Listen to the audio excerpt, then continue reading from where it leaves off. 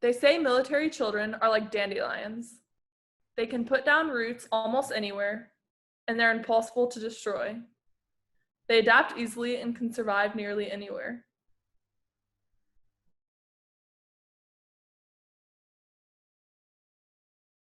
I was born in Nashville, and we lived in Franklin. And at that time, both of my parents were active duty in the Air Force. My dad was actually a reservist at the time, not active duty. But then following that, we moved to Georgia. And around 5 days into living into Georgia, he got called to duty. And that's when he went to Iraq. We didn't have a house yet. Boxes were still there. We had no furniture.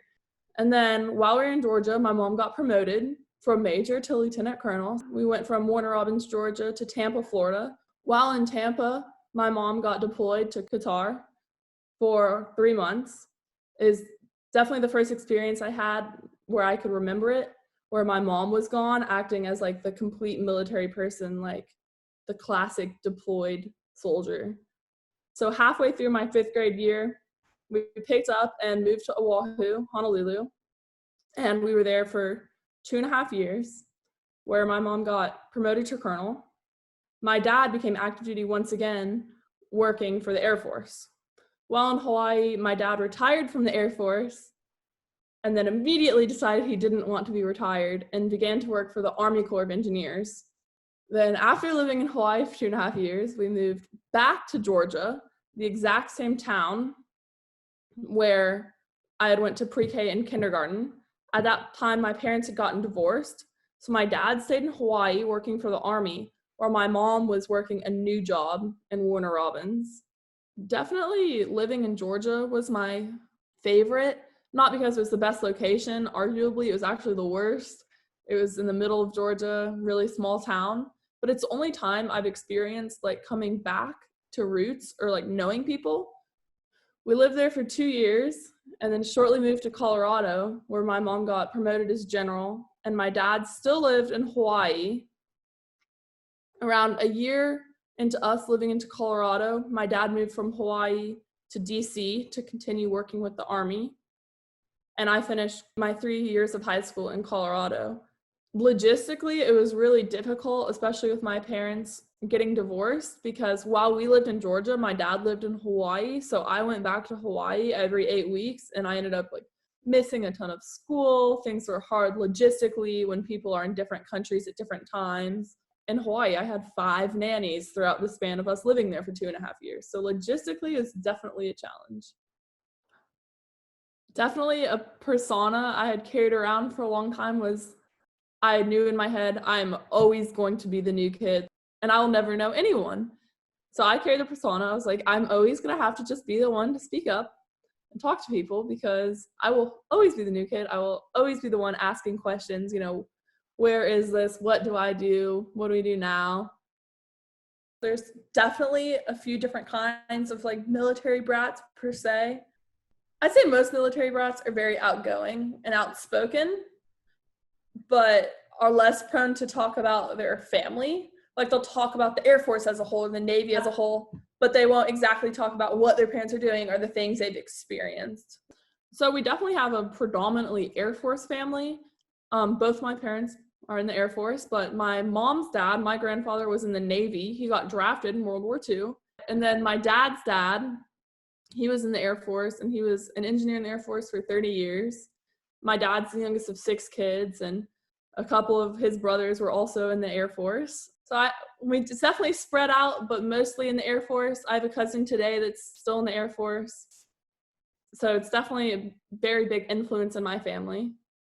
So the 3 Air Force values are integrity first, service before self, and excellence in all we do. I'd definitely say that it's the base for many of the values in my family. But then on the other hand, I was very much encouraged not to go into the military, especially being younger and maybe being a girl. My family, especially me being a really shy kid, they're very apprehensive of me when I was younger, saying, oh, I think I'm considering doing this. Oh, maybe I want to go into the Air Force. Women in my family, I think, are more expected to play like a supportive role, especially when it comes to the military. I think there's usually 2 assumptions, and it's for boys and then for girls.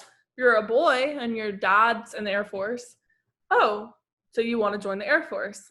And then if you're a girl, it's, oh, so do you even know what your parents do? I say it all the time. My parents are in the military, and people automatically correct that to, your dad's in the Air Force? Your dad's in the military? And I'm like, no, my mom is active duty in the Air Force. It's always assumed it's the man rather than the woman. I think that might have been actually the initial reason, especially when I was very younger. I didn't really understand what the military was, but I was told, everyone's in it, everyone loves it, and you can't do it. And not even knowing what I was getting into, I was like, oh, yes, I can. I was like, oh, yeah, I think I'm going to join the Air Force now. I definitely decided to go to Tennessee to try and get back to some roots. A lot of my family still lives in Tennessee. Also, my dad went to Tennessee. He was an ROTC cadet in Tennessee as well. So I was really excited about that, to be able to follow into his footsteps.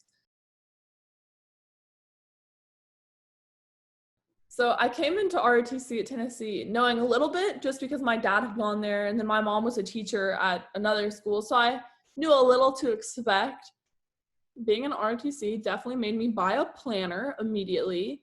It's very busy, and there's a lot of things that aren't exactly planned out, and you just have to have like your schedule open to be able to go at like the drop of a hat if you have meetings. So I said, we only have 2 workouts and then 2 classes, so it seems not that bad, but we do have a lot of outside commitments and opportunities that, though are kind of time consuming, are really interesting and really helpful, and things you wouldn't be able to find anywhere else. But it's definitely taught me to be less nervous and more confident in myself, because at the very beginning, I hated going to PT because every morning, they line you up and they ask you these questions, and I'd always know the answers, and I'd still always get yelled at because I'd like look down and stutter them, and they'd be like, what? And finally, I'd like, you have to say it back, and you have to know, oh, it's this. And so that's definitely helped me, stand up straight, look someone in the eye, and just get it done for sure. The freshman class has it's 30% girls, so it's not as horrible as other schools are, but it is really interesting because it's just been established in like the little community of ROTC that sexism is kind of okay. It's mostly everything's just a joke, everything's just kidding, but it's all still very relevant and real, to the point where I don't really hang out with any boys from ROTC, but when I'm talking, I'm very deliberate what I say, very deliberate in that I'm here for this, I'm here to do this, just like you, and I'm not here just to marry an officer in the Air Force. My mom's the first person to say in the Air Force she hasn't experienced any true sexism, and that she's always been found respect, and so it's definitely nice to see in the real Air Force. That's not as much experienced, I think, as it is on college campuses naturally. It's a really strange feeling.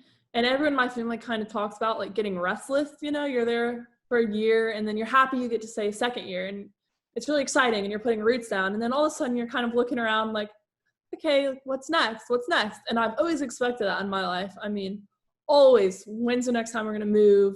There are times where we didn't even unpack some of our furniture if we were only living somewhere for a little bit. So now I'm like, all right, I really need to like dig my heels in and like get comfortable, because I'm not going to be moving. I'm not going to be leaving. So it's kind of exciting to look at the opportunity and say, here's 4 years where I know for sure I will be here. Ultimately, I mean, I do want to commission as a second lieutenant in the Air Force. That's goal number 1, because that's not guaranteed. That's really difficult to determine. But eventually, I'd like to be in the Air Force and then at some point become a reservist, because I don't want to make the Air Force a career for sure. I don't want to do it for 30 years like both of my parents have. I definitely, want to one day have a family, have kids, things like that. And I'm hoping maybe one day I could have, a law office and be in a city, hopefully like Knoxville or, Franklin, places like that in Tennessee, and just be able to give my kids like a different kind of life than I had, because I really liked moving, but not a lot of people really enjoy that and thrive off of that. And so I just want to be able to be near my family and, take my kids to go see their grandma, my mom, go hang out with my cousins. I'm really hoping to become an attorney and still have the Air Force, still be in the reserves, still participate, just like my dad, he was called to duty out of nowhere. So that's to be expected, but to have like a life and put down roots and things like that for sure.